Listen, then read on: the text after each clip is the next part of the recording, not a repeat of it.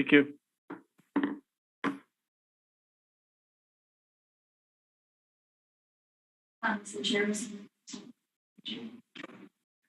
Yes, I'm just to call the meeting to order. I guess it's me then. Let's start right here. Hi, this is Stephen White, one of the board of commissioners. I can call the meeting to order. I know somebody. Oh, roll call. And then call Let's see. Brian Richardson. Brian Richardson. Richards, how you doing, Steve? How you doing? All right, Richards. I apologize. No problem. Tom here and Brittany. And I'm Stephen White, secretary of the board. And Mr. Kane. Yep. And Joanna and Hannah. Right. Okay. Yes, and that's where we go. I'd like to. It's my own way of reading of minutes. Call for motion. You can call for motion. You can make the motion. Brian, I need to call for a motion to waive the reading of the minutes. So moved. Second, yes, all in favor? Julie? Hi.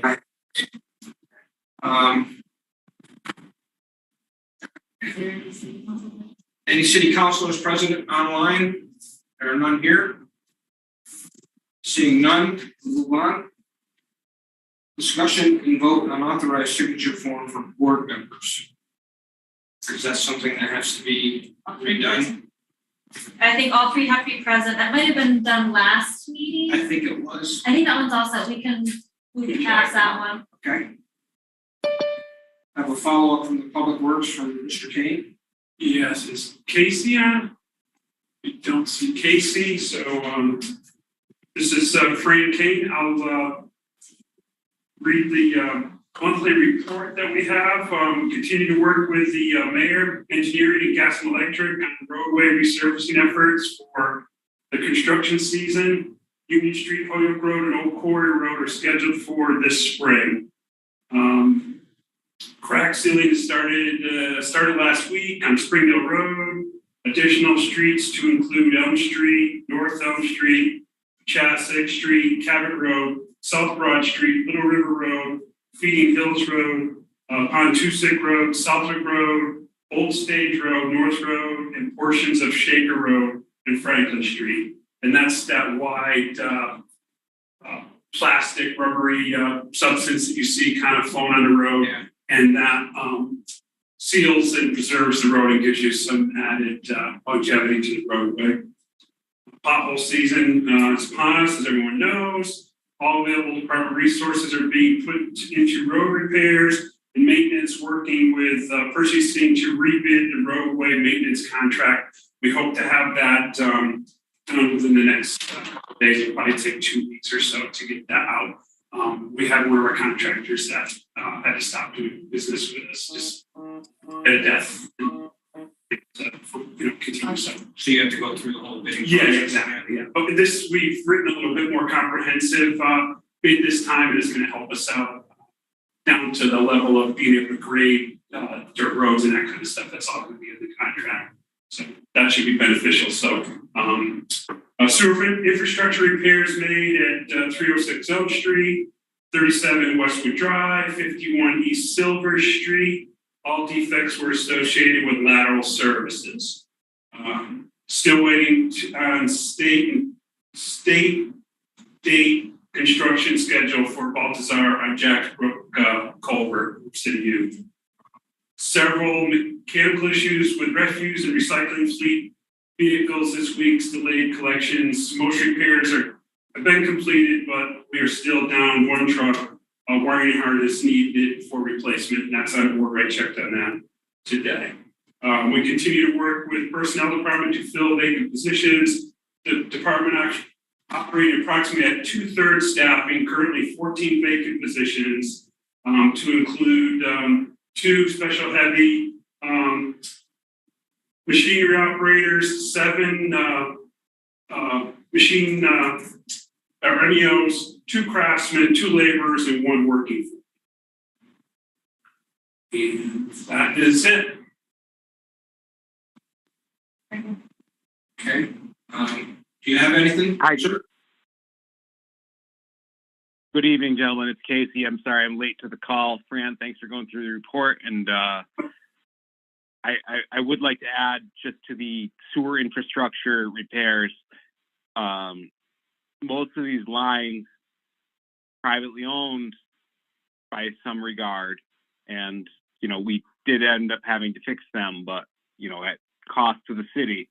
So just putting that out there, it wasn't a problem in the sewer main. It was actually the lateral service. So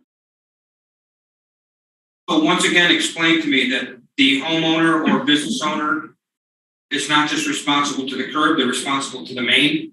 No, not as it reads now. It's I'm looking to change that. yes. So it's basically from the house out to the right of way for area. Yeah, is what they're responsible for. The city of Middletown, Connecticut does the way you're seeking Right. to do it as well. What kind of cost is involved in that, Casey? typically, depending on the conflicting utilities, but we're looking roughly somewhere between $4,000 to $5,000 bottom end to up on $15,000 higher end for repairs. So can I ask a question there? So having just put sewer service in, and I live on Pine Ridge Drive. So where it comes like 10 feet into the property, and then from there, I hire somebody to come and bring it into the house from there. So are you saying that as of right now, from the house up to that point where it connects to the lateral going into the house, the homeowner is responsible for that, right? Yes. The homeowner, yeah. And where that, the right of way, anything underneath the right of way, which typically extends, roughly 8 to sometimes 15 feet onto the private property, the city is responsible for.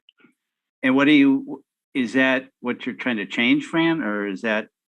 No, we're looking to have it, we're basically responsible for the whole lateral from from inside your house all the way to the main where it connects to the street.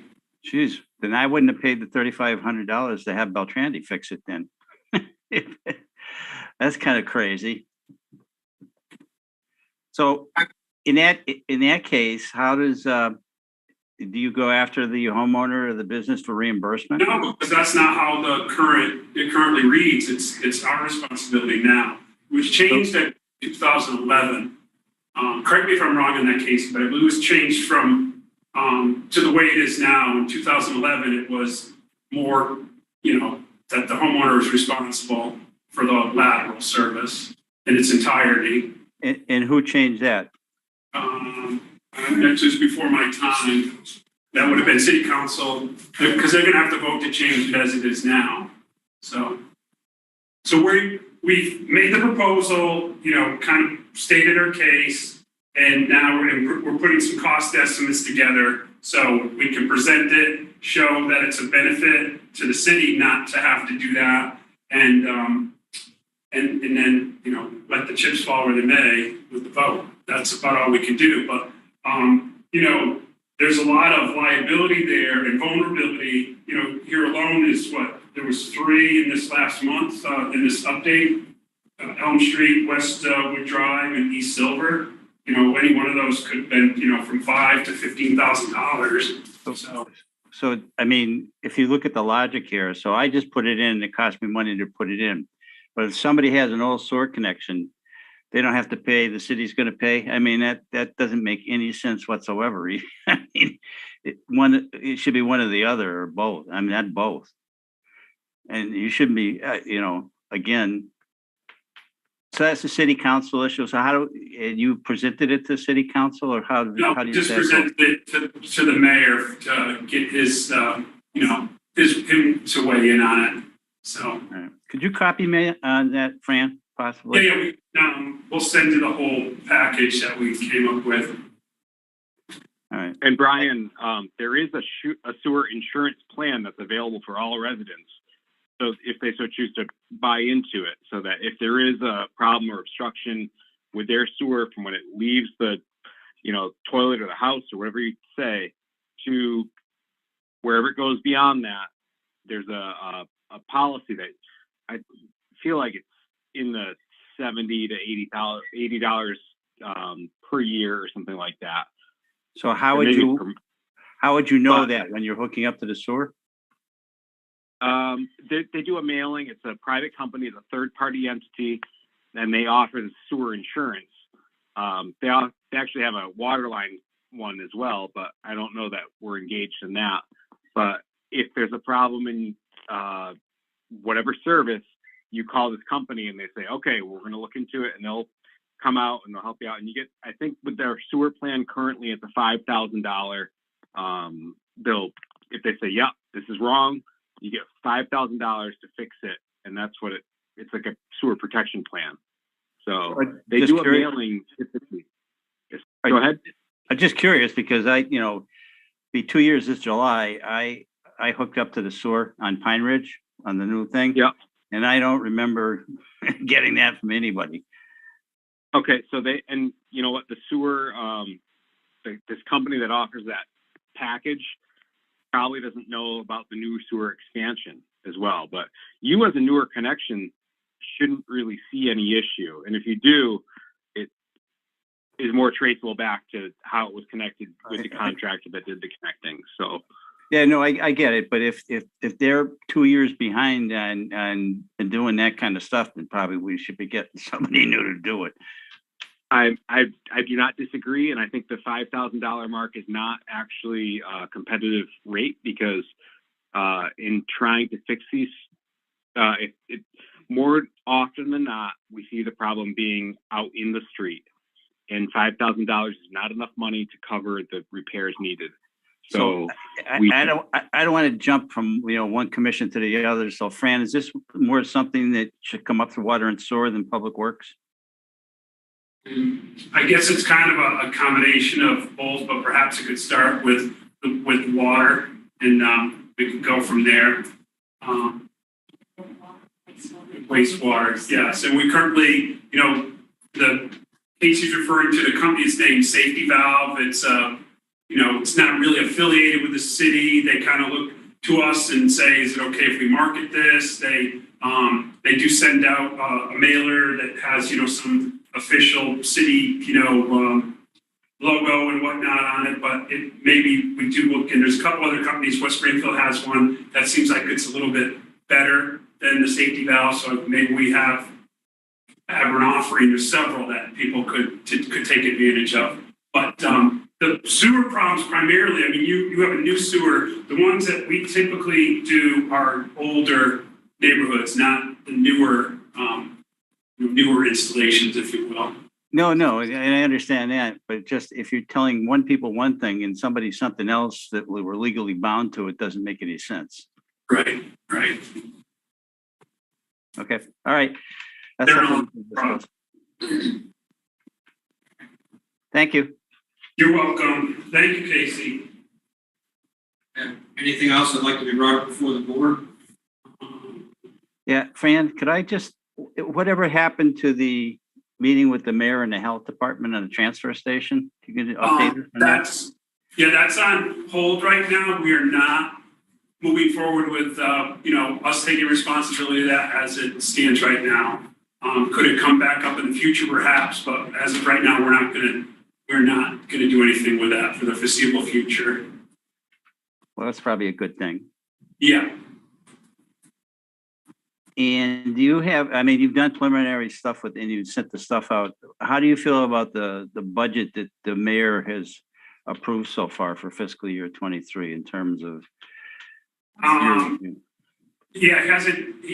He's said that he's not going to make any cuts to DPW, the budget. I mean, that's not to say that council won't, but as of right now, it appears that things will be funded to the best that they can be. Well, that's good. Yeah. Any other items?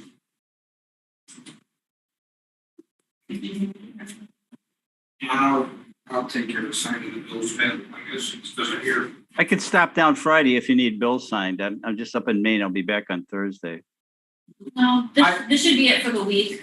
Okay. Yeah, I've Thank stopped you. by once or twice, been able to during the week, so it hasn't been too bad. Okay. Thank you, Steve. Oh, great. Anybody here from the engineering department? Thank you.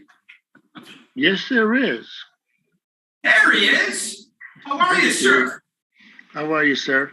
How's retirement?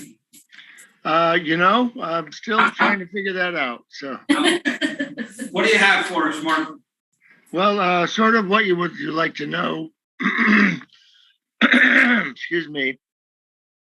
Give you an update on what I know. Anyways, as Fran mentioned, we're working on the paving list for the upcoming year. We have funding this fiscal year for Union Street and Holyoke Road and Old Quarry Road. So we're looking to get that moving come this favorable weather. But we have a number of projects between Western Ave, which is active again, the eastern phase. We have the Columbia Greenway, which has had a snag and but yet is still moving forward. And we have City View Boulevard with the culverts, which we have successfully completed the right-of-way acquisitions. And to my understanding, they are manufacturing the pertinent materials, and that will take a little bit of time, and they'll be then moving to install. Those are active projects, future ongoing projects. We have Westfield River Levee multi-use trail and certain pertinent efforts associated with that. And we have the interchange 41, which is the top priority for the mayor, as well as some issues at the end of East Mountain Road, the intersection of East Mountain Road and Springfield Road, Route 20. And then we also have the school at Franklin Avenue School, now Franklin Street, moving forward with some traffic issues associated there. And the mayor has a number of priorities as far as wanting to do sidewalks and so forth. And anyways, can I answer any questions? Would you like more detail on any of that?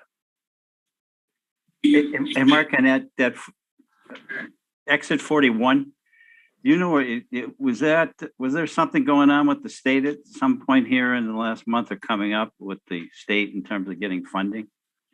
There is, and there still is, and it's an ongoing effort. So the interchange, at least, for some time, the city has recognized that there's problems with congestion. But having conversations with the Mass DOT, the district office, it's come to realize that we actually have two separate problems. We have the city's problem of trying to get onto the turnpike in the mornings, and then we have the state's problem of trying to get off of the turnpike, mainly in the evenings. But there's issues also in the morning as well. So the city over a year ago approached the DOT and said, hey, the resolution to our problem is to do a slip ramp onto DOT, onto the Route 90 eastbound. So right now you come up North Elm Street, you turn right onto Westfield Industrial Park Road, the jug handle around by Friendly's, and then you cross Southampton Road onto Route 90. The proposal is, rather than turning on the jug handle, you go straight up to the maintenance exit, if you would, the maintenance access to the Route 90. And you construct this long acceleration lane along sort of the northern side of Savage Arms and merge on. So you have a new eastbound, which negates and removes all of that traffic from the crossing the interchange or the crossing Route 10 and 202 Southampton Road. So there's an immediate improvement on that, but looking at the details and the numbers on that, it doesn't solve Mass DOT's problem. So we went further and tried to find solution to their problem so that we're moving together to try to have a common project and not just a city's benefit project. And we believe we've come up with a solution, and that would be to remove the Arch Road traffic signal. In doing that, though, you have to accommodate that Arch Road traffic that's trying to get onto the turnpike. And so we came up with a sort of a slip ramp from Arch Road onto the exit, the Route 90 exit. Okay, and that means that if you're going east, you're fine. Well, I mean, you're getting off. So if you're on Arch Road, you can just go across the intersection, get onto the slip ramp, and go. If you want to go westbound, though, now you need to do 360-degree turnaround, go back onto the interchange, and again, that's incorporated into the design. I believe those plans, and let me just check for you. No, it'll be this one. Are online at the City of Westville's Engineering Department web, and they are. Yes, they are. So you can take a look at that, and I'd be happy to answer any questions. Feel free to give me a call or email me or what have you. But the mayor has set this as really a top priority, and we've had some very positive conversations with Mass DOT at higher levels, the Secretary of Transportation, and the mayor is actually prepared to put some local dollars behind the slip ramp and saying, look, we'll pay for this and we'll find other monies to get this done. It's all part of the bigger picture, and that's what we really want Mass DOT to look at, because it involves federal highway, and there's the big issue that Mass DOT needs federal highway in order to say yes, okay to whatever work, because it impacts an interstate highway. So we need their help to do that, and we're getting some progress on that, and it's all looking pretty good. I know that's a lot. Does that answer your questions, or is it too much? Well, a lot better than I did do before, so I appreciate it, and I'll look on the website too for more information. Yeah, and so feel free to give me a call if you have any further questions after that. Thank you. Certainly. Mark, is Baltazar going to do any work prior to the completion of those culverts to be prepared to put them in, like when There's they're ready? not much he can do. I mean, they have to. So we've gone to a point where we've gotten approval of the shop drawings by Mass DOT bridge section, and so they're going ahead and fabricating them. There's a period of time that it takes to fabricate them, and I believe it's not until like June that they'll be ready to go, somewhere in that area. So there's not. I mean, what do you want? There's not much they can do. I mean, you really need to open the road. You've got to put in these culverts, and you got to bypass the flow of the brook once that's being done. And then you've got to fit everything up. So, I mean, it really is, it's got to wait for the most part until the material is prepared and ready to go. Any thoughts, Steve, on that? Well, I'm in the middle of doing a project very similar to that in Granby, Connecticut, and we bypassed the brook. We started in January. We knew the culverts weren't made yet. They were coming out of New Hampshire. We bypassed the brook. Did all the excavation prior. The road was obviously closed like this one is. And the culverts were made, approved, they're in. The road's going to open up in another week. Okay. So there's a lot of pre-work. They can do a bypass, have the excavation ready to the elevations. Just a suggestion, but I don't want you getting hit with a mobilization fee from a company, once or twice. Yeah, no, I appreciate that, Steve, and I think that's a good call, but I do think that you need to have a definitive delivery date on the materials before you start an effort like that. At least that's what I would feel safe, more comfortable doing. But we'll certainly have that conversation with Baltazar. Thanks. Any other things for Mr. Crisati? I'm good. Thank you. Thank you, Mark. Thank you. Thank you. And good luck to you all. Thank you. Thanks, Mark. Thanks. Any other things to be brought before the board? Seeing none, can we have a motion from you to adjourn? Sure. I'll make a motion to adjourn. And seconded by myself, and the two of us have agreed, so meeting's adjourned. Thank you. Next